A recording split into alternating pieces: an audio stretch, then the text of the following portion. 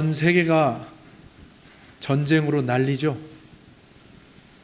우크라이나, 러시아, 여기는 평화협정 중에 우크라이나가 드론을 날려가지고 아주 신박하게 트럭을 보내가지고 그 드론을 날려서 우크라이나 그 공군인가요? 엄청난 피해를 줬다고 하더라고요. 그래서 그 평화협정이 어떻게 될지 잘 모르겠습니다. 아주 그냥 오리무중입니다. 이스라엘과 중동도 마찬가지죠. 잠시 소강 상태였던 것 같은데 또 이스라엘이 이란의 핵시설을 공격하고 또 이란이 이스라엘을 공습하고 아주 난리입니다. 그리고 중동에 이런 문제가 있을 때마다 우리 조셉 선생님 걱정이 되는데, 조셉 선생님이 아직 이집트는 괜찮다고 말씀하시는데 이 중동 정세가 어떻게 변할지 모르기 때문에 우리가 계속해서 기도해야 될 줄로 믿습니다. 또 미국도 난리죠. 미국은 지금 막 내전이 일어날 것만 같아요.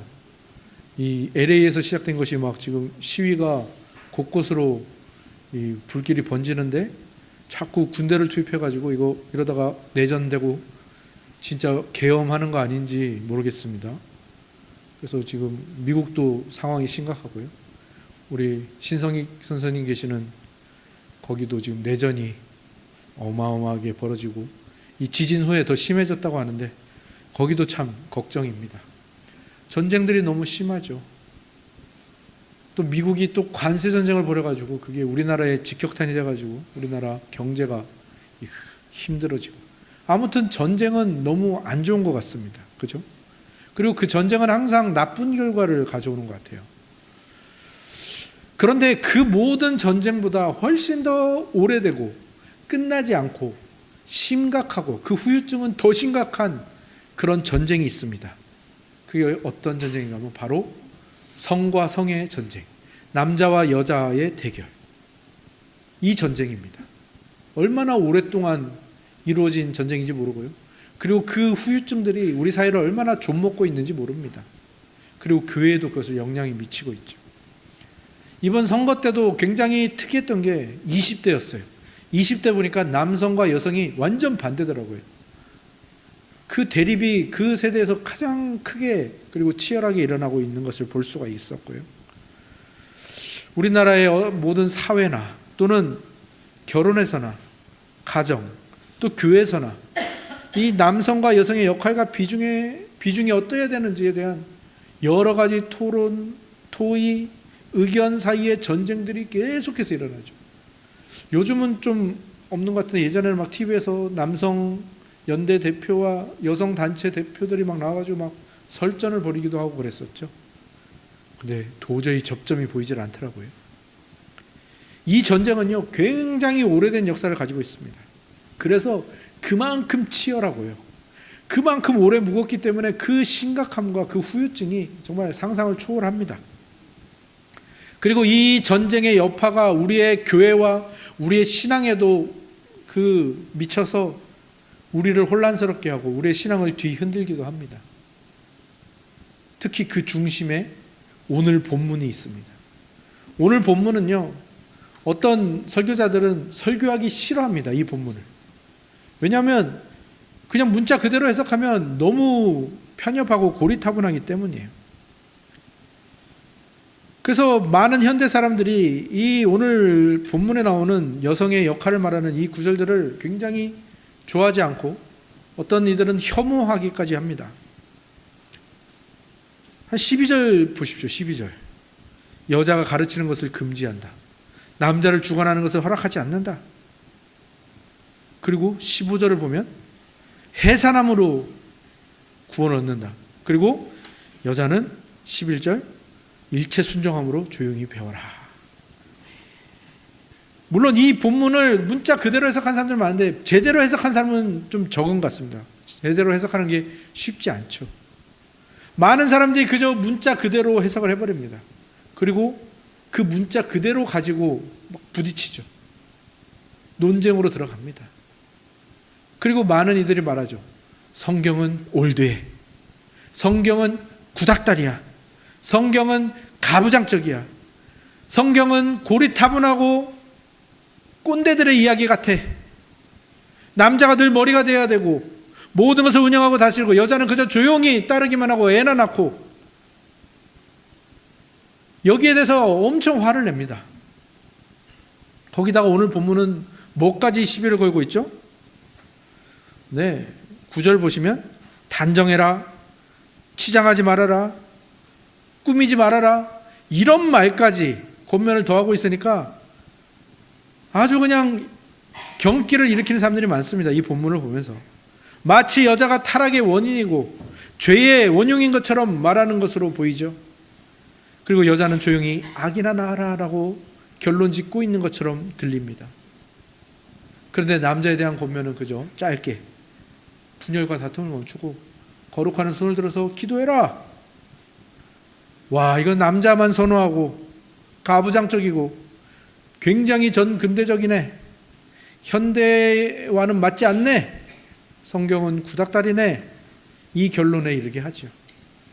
그런데 그 모든 것은요, 지금 제가 말한 모든 것은 이 오늘 본문이 말하는 바가 아닙니다. 그리고 성경이 말하는 바가 아니죠. 그런데 왜 우리는 그게 그렇게 들릴까요? 예, 그렇게 문자 그대로 해석해도 전혀 이상하지 않은 그 가부장적이고 전근대적인 그 시기를 우리가 지나왔기 때문이고, 그 시기 때에 목사나 설교자들이 아무 꺼리낌 없이 그렇게 전해도 괜찮았던 그런 시대를 살아왔기 때문이겠죠. 그래서 더 굳어지고, 그리고 그 오해가 그냥 사실인 것처럼 굳어지고 그냥 그렇게 해석해도 되는 구절로 자리를 잡은 것이겠죠. 그래서 더 많은 사람들이 오해하고 기독교를 편협하게 생각을 하죠. 근데 이제는 시대가 좀 변하지 않았습니까? 가부장적인 시대가 아닌 것 같고요, 요즘은 남녀 평등 시대를 지나서 여성 상위 시대인 것 같아요. 저는 그 시대, 지금의 이 시대가 이 구절을 해석하기 딱 좋은 시대라고 생각합니다. 이제서야 이제 이 구절을 균형 있게 바라볼 수 있겠구나라는 생각이 듭니다. 왜냐하면 이 말씀은 남자와 여자를 바라보는 관점, 성경적인 관점을 제시를 하는데, 그 관점은 그냥 눈앞에 있는 너는 여자고 나는 남자야, 나는 여자고 너는 남자야, 이 관점으로 보는 관점이 아니기 때문입니다. 이 말씀은 그냥 내 눈앞에 있는 그 사람을 그냥 내 생 눈으로 보는 관점이 아니라 이 본문은 시점이 있습니다. 지금 이 시점은 어떤 시점입니까? 구원받아서 교회로 들어와서 예배를 드리고 있는 이 시점입니다. 그래서 이 구원받은 이 시점에서 타락의 시점을 지나서 창조의 시점까지 가는 겁니다. 거기에서 남자와 여자, 거기에서 너와 나를 바라보는 것이 바로 오늘의 본문이 말하는 관점입니다. 오늘 말씀 제목처럼 창조, 타락, 구속의 시각으로 너와 나를 바라보고 모든 문제와 모든 것을 바라보는 것에 초점이 맞춰진 말씀이라는 것이죠. 좀 더 풀어서 얘기하자면, 남자와 여자의 문제를 떠나서 나와 당신, 나와 다른 사람, 그리고 그 사이에 일어나는 어떤 문제들을 볼 때에 하나님께서 이 문제에 관해서 창조 때는 뭘 주셨지? 그리고 우리가 타락 때는 뭘 잃어버렸지? 그리고 우리가 구속받았을 때는 뭘 다시 받았고 뭘 회복했고 또 뭘 회복해 가고 있지? 이 모든 것을 복합적으로 보게 하는 거라는 거예요. 이렇게 바라보는 것을 뭐라고 부르냐면, 이게 바로 기독교 세계관이고요, 성경적인 세계관이라고 부르는 겁니다. 그리고 그 성경적인 세계관, 창조, 타락, 구속의 시각을 곧바로 적용할 수 있는 것이, 곧바로 대입할 수 있는 것이 바로 오늘 본문입니다. 오늘 본문이 그것을 설명하기가 너무 좋은 본문이죠. 생각해 보십시오. 하나님이 모든 피조물들을 말씀으로 만드셨어요. 그죠? 오늘 창세기 2장을 보니까 새와 동물들을 흙으로 만드셨다는 얘기가 들어있죠. 근데 사람은 좀 달라요. 처음에 하나님께서 남자 아담을 만드시는데 흙으로 만드십니다. 흙으로 만드시고 생기를 불어넣으시니 생명이 되었다고요. 하나님께서 독특한 방법으로 남자를 창조하셨단 말이에요. 그러니까 다른 만물들과 사람이 구별되는, 이 남자가 구별되는 어떤 그 의미가 있는 거예요. 그런데 남자가 홀로 거하는 것이 좋지 않다, 선하지 않다 하셔서 하나님이 그 다음에 여자를 만드신단 말이에요. 여자는 어떤 재료로 만들었죠? 네, 아담을 잠들게 한 후에 그의 갈빗대 하나를 취하셔서 여자를 만드셨단 말이에요. 그러니까 남자와 여자가 재료가 달라요. 남자는 흙, 먼지, 티끌 이런 건데 여자는 사람의 뼈로 만들었단 말이에요. 그러니까 하나님이 이렇게 다르게 만드셨다라는 것은, 다른 재료를 사용하셨다라는 것은 하나님의 어떤 의도와 뜻이 있다라는 거죠. 여러분들은 거기에 대해서 한번 생각해 보신 적이 있으신지 모르겠어요. 그런데 이렇게 한번 상상을 해보시면 돼요. 여러분에게 사람을 창조할 수 있는 능력이 있다고 한번 상상을 해보십시오. 그리고 이제 여러분이 사람을 창조합니다. 근데 여러분에게 주어진 재료가 두 개입니다. 하나는 흙과 먼지, 하나는 사람의 뼈. 그럼 여러분이 사람을 만들 수 있는 능력이 있는데 어떤 재료로 만들 때 더 쉬울까요? 뼈죠. 그리고 어떤 재료를 만들 때 더 좋은 작품을 만들어낼 수 있을까요? 당연히 뼈입니다. 더 고급스러운 재료, 더 좋은 재료, 사람의 뼈죠. 그러니까 여기에서 하나님이 의도하신 것이 무엇인지를 우리가 볼 수가 있는 거예요.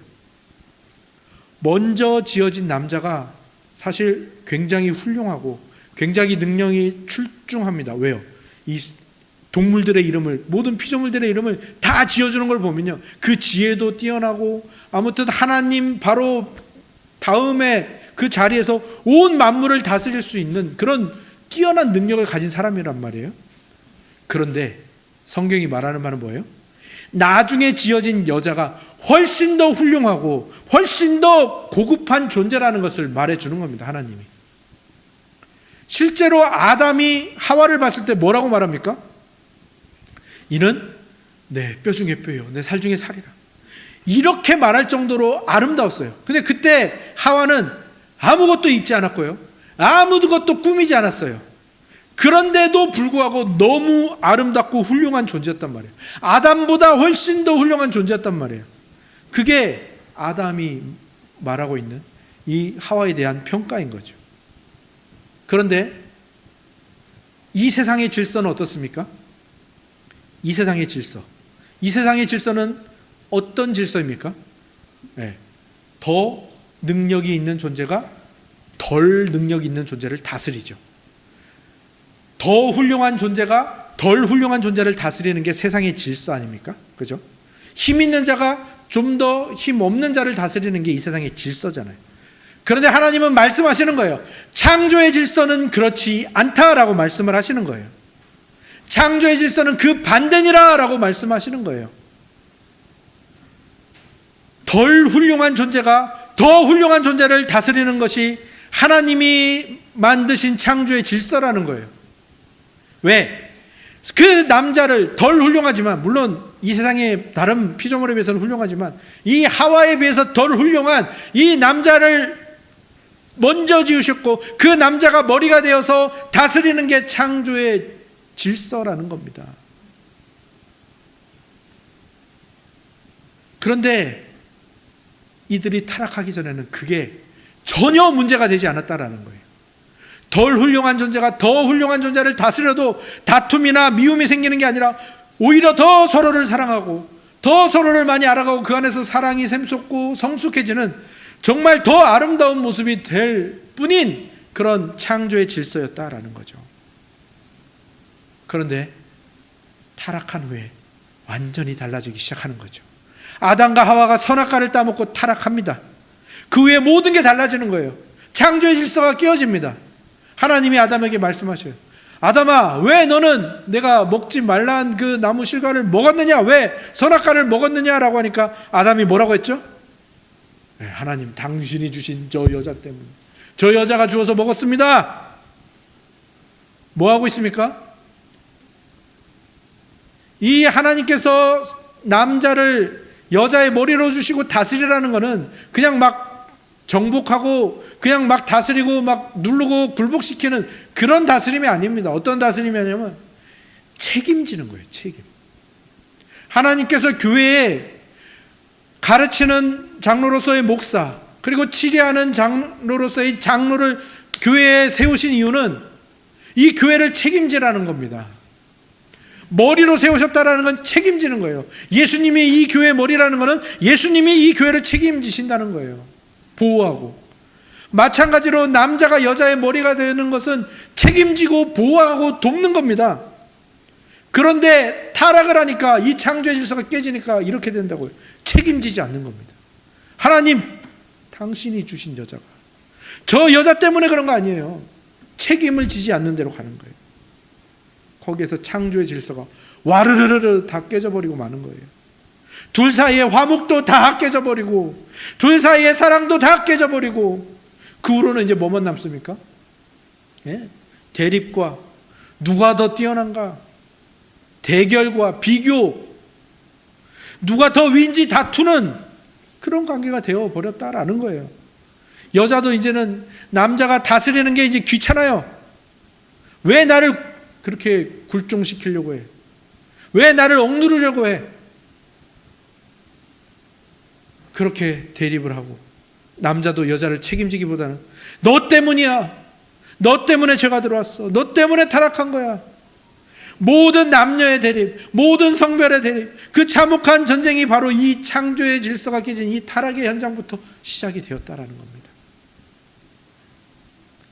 그게 우리에게 어떤 문제가 주어졌을 때 바라보아야 되는 시각입니다. 창조와 타락. 하나님이 창조 때 무엇을 주셨는데 타락 때 무엇을 잃어버렸는가? 그러면 그렇게 잃어버리고 깨어진 채로 우리는 계속 경쟁하면서 살아가는 겁니까? 아니죠. 예수님이 이 모든 것을 회복시키러 오시는 거예요. 이게 구속이죠. 이 질서와 이 깨어진 관계를 다시 회복시키기 위해서 예수님이 성육신하셔서 사람의 몸을 입고 이 땅에 오시는 겁니다. 예수님이 우리를 구원하시러 오셨다라는 것, 구속자로 오셨다라는 것은 그저 야 너 이제 천국 가, 너 죄 해결했으니까 천국 가, 이게 아니죠. 우리가 그 회복된 자로 이 세상을 살아갈 때에 우리가 또 실패하고 우리가 또 넘어질 텐데 예수님께서 괜찮아, 내가 너 책임질게, 책임을 지러 오신 거예요, 이 땅에. 그래서 책임지러 오셔서 이 땅에 교회를 세우시는 거죠. 작은 의미의 교회인 가정을 세우시고 큰 의미의 가정인 교회를 세우시기 위해서 이 땅에 오신 거죠. 그리고 그 각 가정의 머리가 되어주셔서 창조의 질서를 회복시키시고 그 회복이 계속해서 이어져 갈 수 있도록 책임을 지신다라는 것. 이게 바로 창조, 타락, 구속의 시각입니다. 이게 기독교 세계관이고 성경적인 세계관입니다. 그리고 그 기초 위에서, 그 세계관 위에서 이제 바울이 권면을 하고 있는 겁니다. 먼저 남자에게 권면을 하죠. 뭐라고 권면합니까? 분노와 다툼이 없이 거룩한 손을 들어서 기도하기를 원하노라. 이게 남자에게 주어진 권면입니다. 근데 이게 그냥 우리가 듣기에는 그냥 일반적인 권면이라고 생각할 수 있지만 그렇지 않습니다. 이것 또한 이 세상에, 당시 그 세상의 가치관을, 세계관을 정면으로 거스리는 거예요. 당시 그리스 이 시대 때, 헬라 시대 때 이 일반적인 남성상은 어땠냐면 그 당시의 문화를 보면 분명히 알 수 있어요. 그리스 로마 신화의 그 용사들, 그리고 조각품들을 보면 남자들을 다 근육질로 이렇게 묘사를 해놨단 말이에요. 그래서 이 남자는 항상 근육질의 마초 같은 그 남성상이 유행을 했고요. 그리고 그들이 어떤 영웅적인 일을 하고 그렇게 해서 그리스 로마의 이 인간이 신이 된 것처럼, 또는 인간이 신의 아들이 된 것처럼, 그렇게 나는 힘을 길러서, 능력을 길러서 신의 아들이 될 거야. 그리고 그것들이 또 어디서 펼쳐집니까?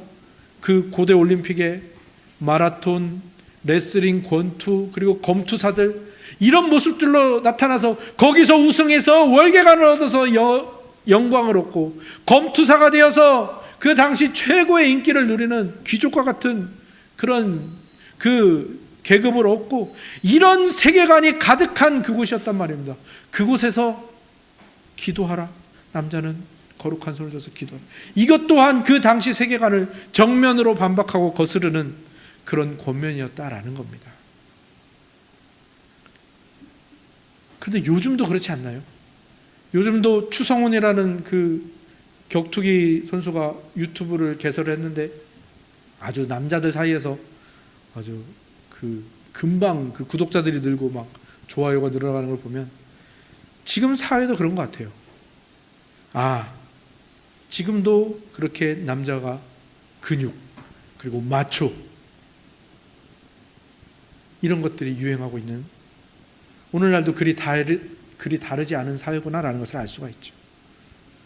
그런데 바울이 말하는 남자의 길은 영웅이나 마초, 근육질이나 능력 있는 영웅의 길이 아니라 뭡니까? 기도의 길입니다.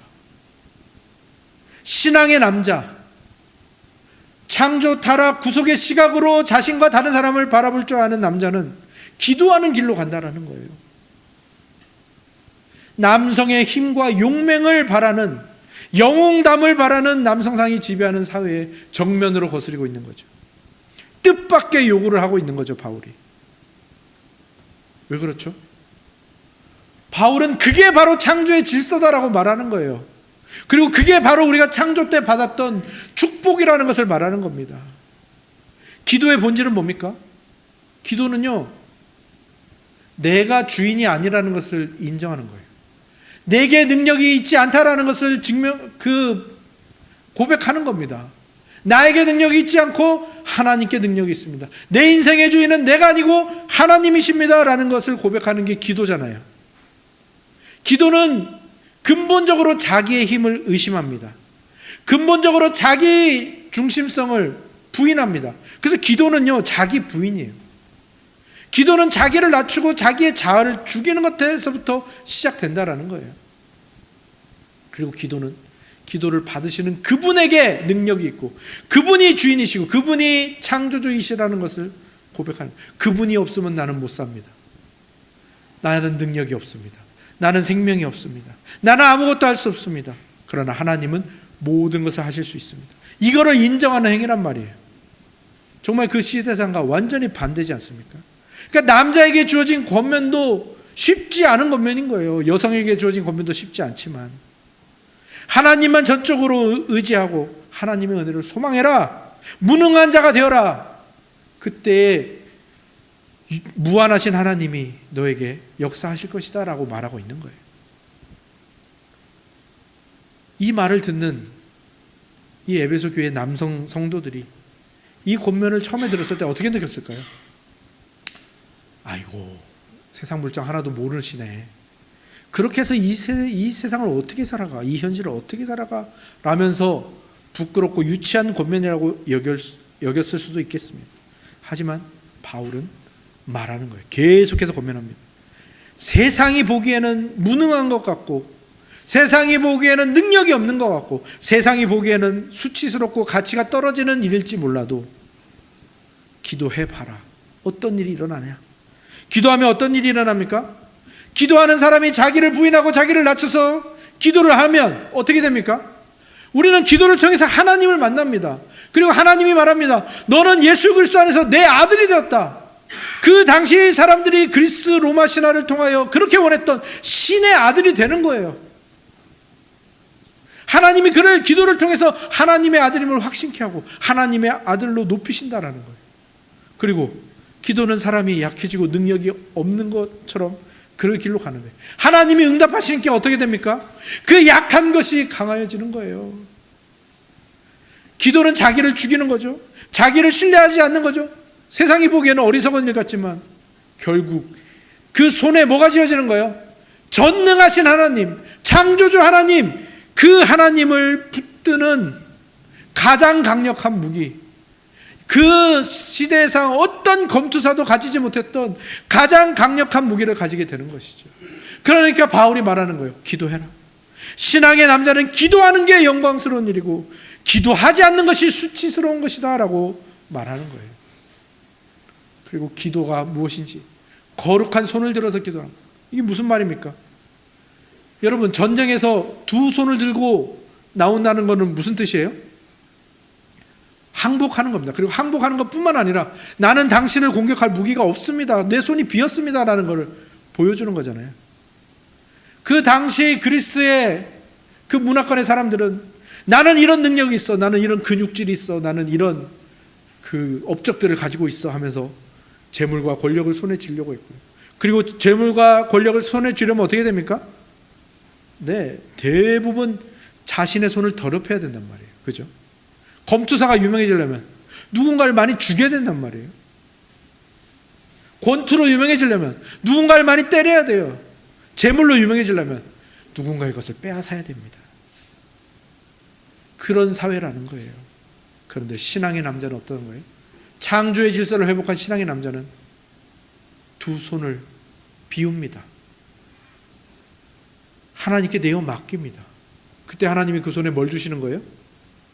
네, 하나님 자신과 거룩함을 주신다라는 거죠.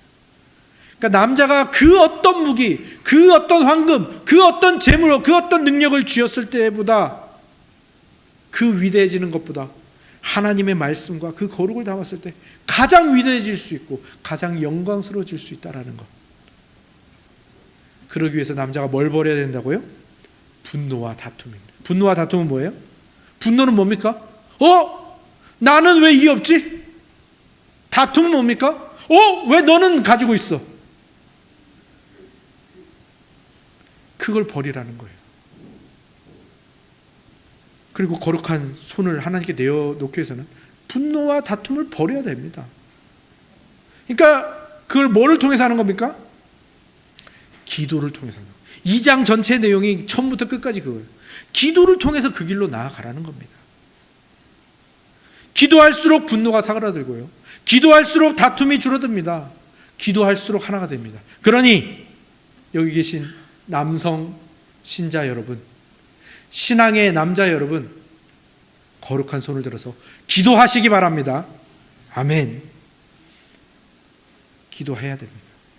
기도밖에 없습니다. 기도만이 우리를 유일한 그 축복의 길로 우리를 데려갑니다. 자, 이제 그러면 남자에게 권면했어요. 타락한 남성이 여성을 책임지고 보호하는 일을 버렸습니다.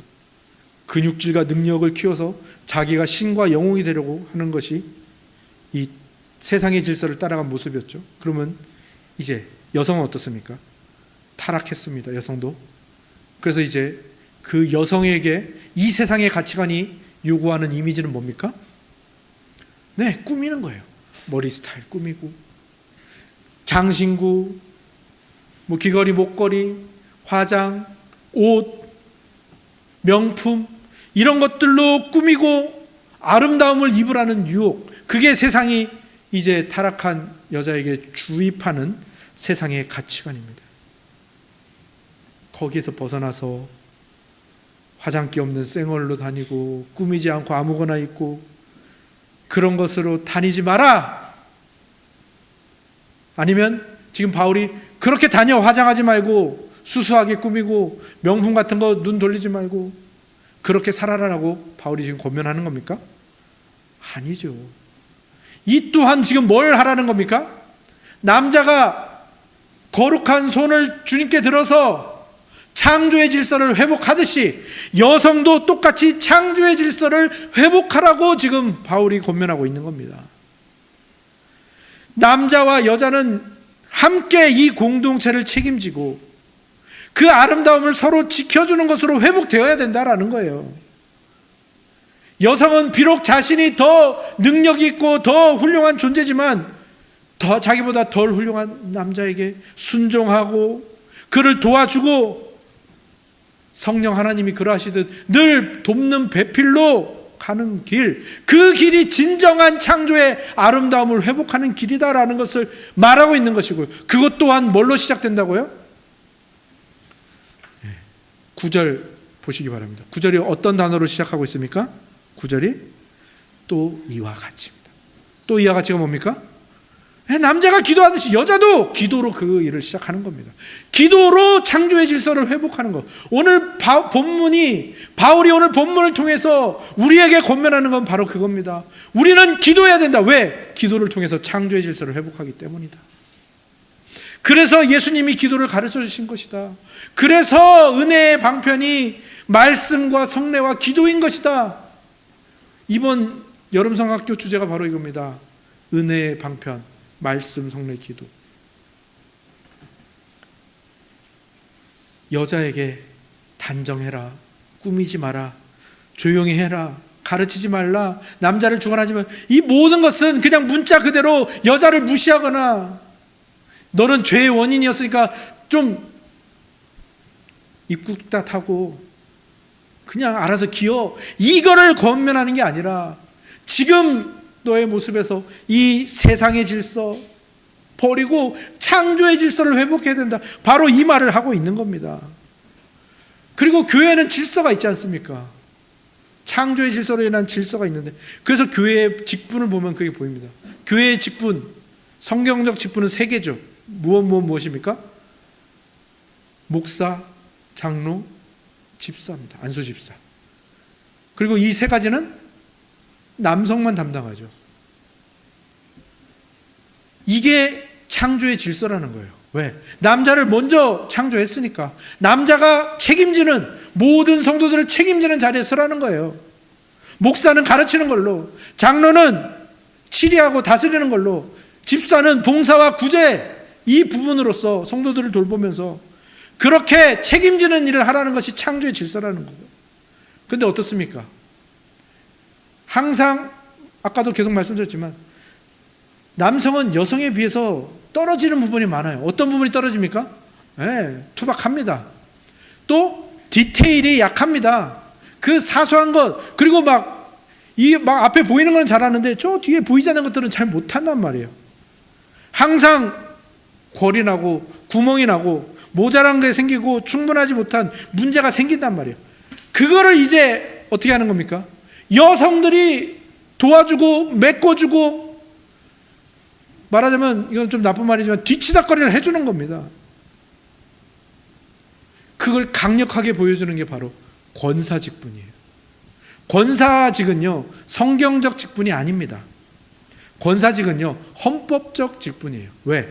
성경에는 나오지 않지만 그렇게 남성들이 목사와 장로와 집사로서 해나갈 때 항상 골이 나고 구멍이 나더란 말이에요. 모자란 부분이 생긴단 말이에요. 그거를 돕기 위해서 헌법적으로 권사직을 만든 거예요.